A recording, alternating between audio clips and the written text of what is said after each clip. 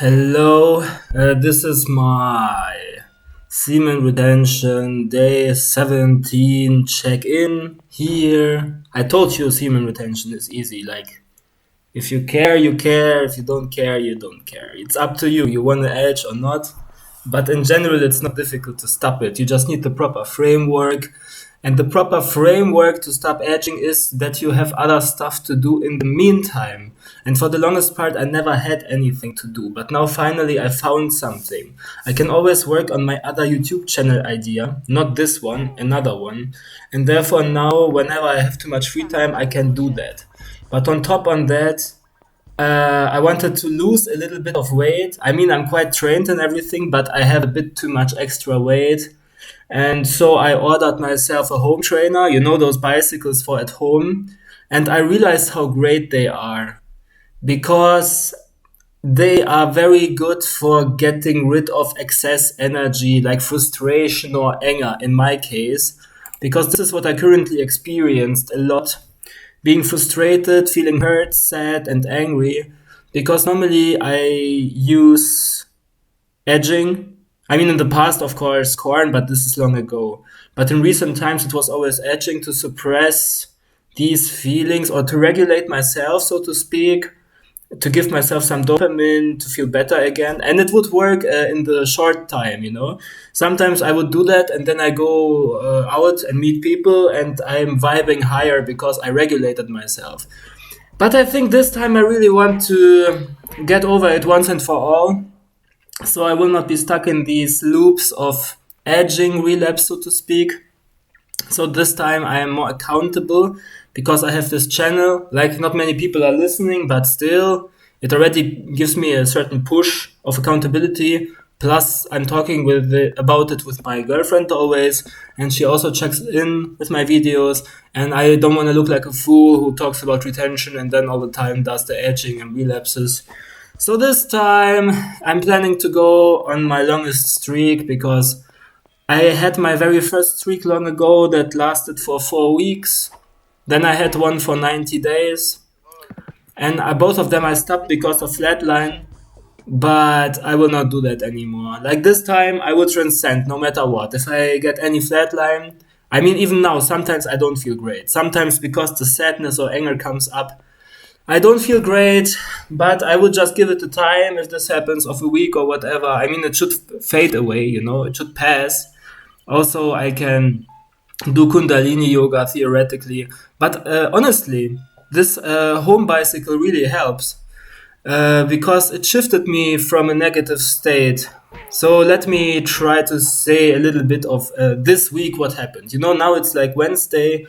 Monday, I had a wet dream. But for me, it's not really wet dreams. I'm not one of those weird guys who ejaculate while sleeping. You know, this just doesn't happen to me. I'm so conscious of myself. I realized during the wet dream that it's a wet dream. I mean, like, something happens there with some girl that appears in my dream, and then I catch myself while it's going on, and I'm like, no, and then I just wake up. It would be even cooler if I could just be like, no, and I transform it into a lucid dream, and then I do astral projection and go somewhere else and experience something on the astral plane instead because I'm aware it's a dream. But no, I'm aware it's a dream and I refuse to dream this type of stuff, and then I wake up. And then I think my energy got a bit lower because, of course, I indulged unconsciously for a while before I was aware of it in the dream state. But you know, it's all not a big deal. Who cares? Like, because you get back on track again. But last week I was on Thursday last week, angry, not trusting people because sometimes I cannot trust people because I never know how will they react. Because this was my experience in the past, that sometimes people were nicely to me on a streak and sometimes not. If the streak is not long, I mean, especially, you know. And so I already had my distrustful moment and then I transformed it into anger. And then I got into a fight with my girlfriend. And on Saturday we had another fight. And I have to process a lot of stuff. It's not really about her, it's my childhood wound that I never feel fully like okay living in this world where there's no real total love. I don't know how to talk about it. Like, it feels like love is always conditional and people will still hurt you even though they love you. This is basically it. Like, I don't want to now delve into it. I talked already a lot about it privately, and I'm done. I just wanted to mention that I'm processing my childhood wound, but this time I will not suppress it again with dopamine. I mean, I'm running around with it my entire life basically, but this time I'm really done. And today it was so great because also I still didn't feel good yesterday even, and today in the morning still to some degree.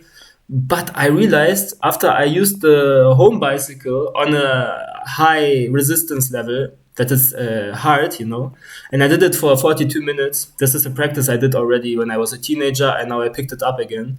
And then I went out. It's like through stamping into the pedals of the home trainer, I could get rid of all the anger. Normally, my pain transforms into anger, and this way I can just get rid of it.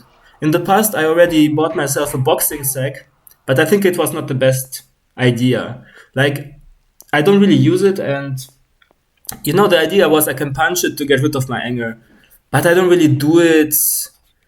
And also, back then I ordered it just as an idea because I thought a bicycle will also not be the real deal. Because if I use a bicycle, then I have to use my strength, but it's more controlled. And when I use a punching bag, I really punch. So I thought the punching bag is better. But it's not true. After all, the bicycle really is a great thing. Like, you use all your anger basically, but it happens automatically. Like, I'm not even angry. I'm just pushing the pedals and I have to use my strength, and it transmutes everything. Like, I mean, people always say you can transmute by doing workout, but even this was for me always not true. Like, for me, workout was never enough. Workout is rather like exhausting for me. I'm doing it. I'm doing floor exercises, push-ups, six-pack, everything, and I'm doing weightlifting. But using the bicycle, I feel this is really pushing me on another level, because afterwards I felt so much better and refreshed. And something came to my mind that normally I would never do. I never did it in my life out of free will, just randomly, spontaneously. But this time I did it. I decided to go out and buy flowers for my girlfriend. And then I leave my house, and some neighbor is there, an older man, and starts talking to me. And normally this never happens. I live at this place now since 1.5 years, I guess. And never I had such a random conversation with a neighbor of mine. So I think this was already so cool. I just leave my house, directly someone wants to talk to me. And then, of course, yeah, magnetic attention from people, this instant type of people catch your eyes. You just look at them, they directly already also look at you. It's always interesting. I mean, even the days before, like, even when I had lower mood, it's not like people were ignoring me, because I'm already on a streak and it's already over the 2 week marker. So even when I was like sad or in a bad mood, still people would pick up on me. Like, I go into a bus and in the back are sitting like two teenage girls, and they are talking about a guy that their voice gets shaky when they try to talk to him. They have crush on him, at least the one had. Whatever, I'm just listening because they're talking loudly about it. But then randomly, for no fucking reason, I'm sitting in the middle of the bus. At some point they change their seat and they sit directly behind me, and I have no clue why. So they sit exactly behind me and continue talking until they have to leave the bus. So this was also just interesting, like what people are always doing. In the past, I was like an NPC. I go into the bus, I go into the train, whatever. I hear other people talk. I don't think anything about it. But now, whenever I hear anyone talk, since I'm spiritually awake and everything, whatever they talk, in some way, there's always a relation to something that's going on in my life. It's crazy, but this is like a side story. Anyway, I don't know, my eyes also feel more intense, like when I look in the mirror, more dark, more shimmering, like pearls, I guess. And I catch myself if I have thoughts that are like edgy, edging, but with your mind. In the past, I did it very badly, very strongly, but it was like an indulgence moment. So I get aware of it and can stop it. And now, when I start thinking in such ways, it comes to my mind. Oh, this is again a edging type of thinking. And then, because I can name it, these thought patterns, they directly stop losing their appeal, and I can just drop them again. This is also crazy. And what really, really helped me, I probably mentioned it already. I have those two student bars that I go to, one on Thursday evening and one on Saturday evening normally. Let's see, maybe this time I also go on Friday because my girlfriend is away. But anyway, and I always want to be on high charisma during these bars. So I always planned on these days not to edge and on the day before also not to edge. This was my initial idea back in the few weeks ago. And this helped me to stop edging all over completely because I have enough discipline to say, okay, on those 4 days during the week, I don't edge. And then when the 4 days are over and I can technically edge by idea, I'm like, oh, you know what? I already managed to do it 4 days not edging. Now I can also continue not edging. It is somehow motivational to me, you know? Having this rule that those 4 days are extra important. I call them monk days. I have them on my calendar. Every time it pops up automatically. Now the monk days are starting. Now you're not allowed to edge. But on the other days, I'm like also chill and I'm not edging. I don't know. This somehow pushes me. So maybe you can implement this for yourself if you think this is something that works for you. Okay, my health is improving. I had real issues with my health. All of them are improving. I stopped vaping because it gave me terrible coughing and my lungs felt weird. I stopped all of this stuff. I think I was also like taking kratom to be more social pills before going to the bar, and I stopped with that so that I'm not overly outspoken in an aggressive manner. I think I don't need these things anymore because I'm doing retention now and I have natural charisma. Also, something funny happened yesterday. I mean, I had already a good interaction because finally people came to my house, facility manager and his coworker, to fix my broken window. So now I have a good working window again, finally, after my last relapse. Now finally it got fixed. But then I go down because I need to go to the washing machine. And when I go up, there is a guy. And I'm saying hi to him. And he's not saying hi back. And I'm already thinking, what a dickhead. I'm on such a streak already. And I know it's not my fault. So I'm confident, you know. But he is like trying to not say hi and whatever. I go past him. He drops his phone and his coins. You know, this is what happens because I have the high energy and I didn't do anything wrong. And so if he tries to avoid me and act like this, then he gets bad energy and drops his stuff. Yeah, this is also just something I want to say. Something interesting from the retention community I picked up is the statement that you are always either a consumer or a creator. This is true, even though in my opinion, consuming is also a form of creation, but it's more about in what way do you create? Do you create through luge? This is consumption. Or do you create through ojas? This is through putting your energy into something positive and building something. Consuming as creation is more like the consumption process to be seen as a creative outlet. But yeah, so you should always try to be on the creator side. Like when you have too much time and urges, instead of giving in, you find other stuff to do. I mean, I cannot do workout for, the entire day. If I have a free day, I cannot just work out from day to night, and so only I survive the urges. But now I have something real. I can work on my YouTube channel, for example. So that's a good thing. What else? Oh yeah, I just don't get scared anymore if I just randomly go on the street and suddenly I see a person in front of me or he comes somewhere out from the woodworks. If I'm in low energy, I see the person and I'm like scared for a moment. I'm like shocked, I have a strong reaction suddenly, like, you know. Like I don't make voices, but my body is just reacting, and it's obvious. But now I'm super chill, Even if someone surprisingly suddenly comes up, I'm super chill. I can lock eyes with people shamelessly because I know I didn't do anything bad.